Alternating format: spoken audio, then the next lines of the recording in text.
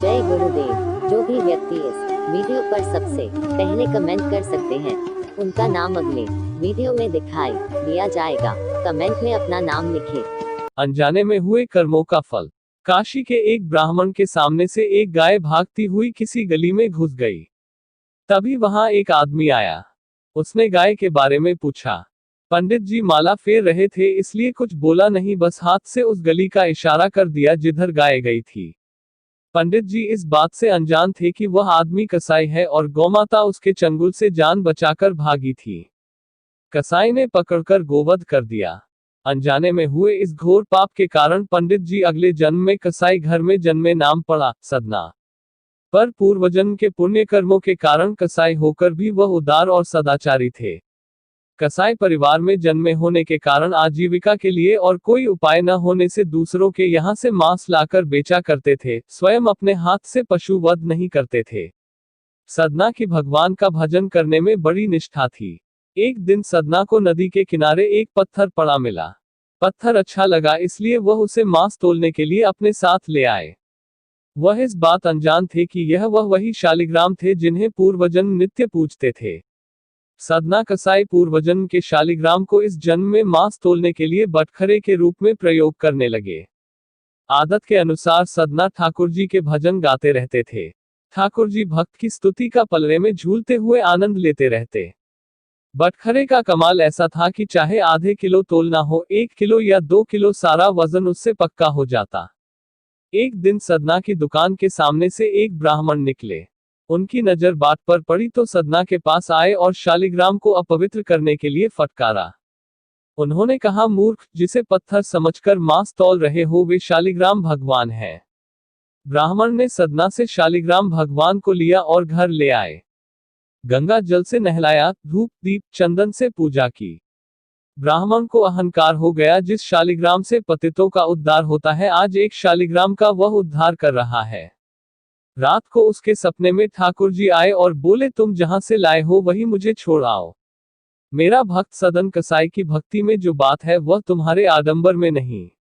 ब्राह्मण बोला, प्रभु, सदना कसाई का पाप कर्म करता है, आपका प्रयोग मांस तोलने में करता है। मांस की दुकान जैसा अपवित्र स्थान आपके योग्य नहीं। भगवान बोले, भक्ति में भरकर सदना मुझे तराजू में रखकर तोलता था, मुझे ऐसा लगता है कि वह मुझे झूला रहा हो। मांस की दुकान में आने वालों को भी मेरे नाम का स्मरण कराता है, मेरा भजन करता है। जो आनंद वहां मिलता था वह यहाँ नहीं। तुम मुझे वही छोड़ आओ। ब्राह्मण शालिग्राम भगवान को वापस सदना कसाई को दे आए।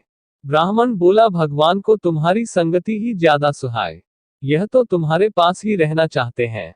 ये शालिग्राम भगवान का स्वरूप है, हो सके तो इन्हें पूजना, बटखरा मत बनाना। सदना ने यह सुना, अनजाने में हुए अपराध को याद करके दुखी हो गया। सदना ने प्रायश्चित का निश्चय किया और भगवान जगन्नाथ के दर्शन के लिए निकल पड़ा।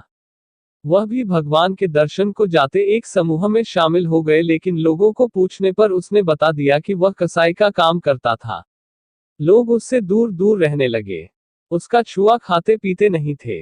दुखी सदना ने उनका साथ छोड़ा और शालिग्राम जी के साथ भजन करता अकेले चलने लगा। सदना को प्यास लगी थी। रास्ते में एक गांव में कुआं दिखा तो वह पानी पीने ठहर गया। वहां एक सुंदर स्त्री पानी भर रही थी।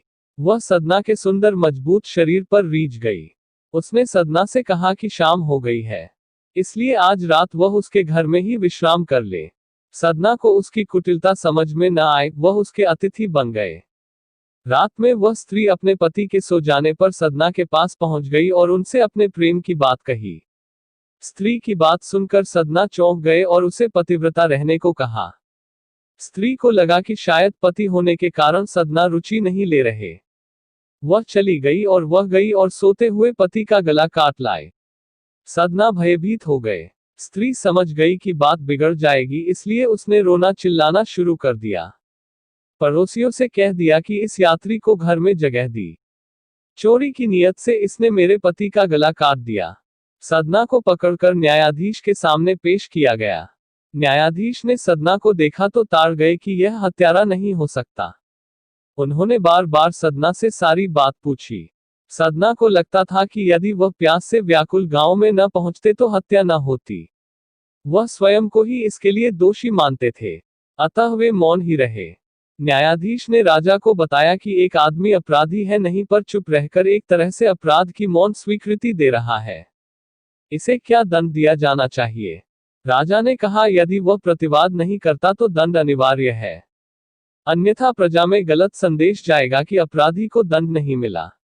इसे मृत्युदंड मत दो, हाथ काटने का हुक्म दो। सदना का दायां हाथ काट दिया गया।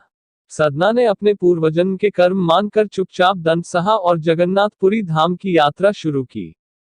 धाम के निकट पहुंचे तो भगवान ने अपने सेवक राजा को प्रिय भक्त सदना कसाई की सम्मान से अगवानी का आदेश दिया। प्रभु आज्ञा से राजा गाजे बाजे लेकर अगवानी को आया। सदना ने यह सम्मान स्वीकार नहीं किया तो स्वयं ठाकुर जी ने दर्शन दिए। उन्हें सारी बात सुनाई। तुम पूर्वजन्म में ब्राह्मण थे, तुमने संकेत से एक कसाई को गाय का पता बताया था। तुम्हारे कारण जिस गाय की जान गई थी वही स्त्री बनी है जिसके झूठे आरोपों से तुम्हारा हाथ काटा गया। उस स्त्री का पति पूर्वजन्म का कसाई बना था जिसका वध कर गाय ने बदला लिया है। भगवान बोले, सभी के शुभ और अशुभ कर्मों का फल मैं देता हूं। अब तुम निष्पाप हो गए हो।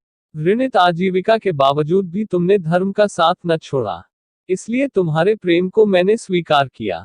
मैं तुम्हारे साथ मांस तोलने वाले तराजू में भी प्रसन्न रहा। भगवान के दर्शन से सदनाजी को मोक्ष प्राप्त हुआ। भक्त सदनाजी की कथा हमें बताती है कि भक्ति में आडंबर नहीं, भावना मायने रखती है। भगवान के नाम का गुणगान करना सबसे बड़ा पुण्य है। सबसे पहले कमेंट वीणा भूषण ने की है। इस बार आपकी बारी।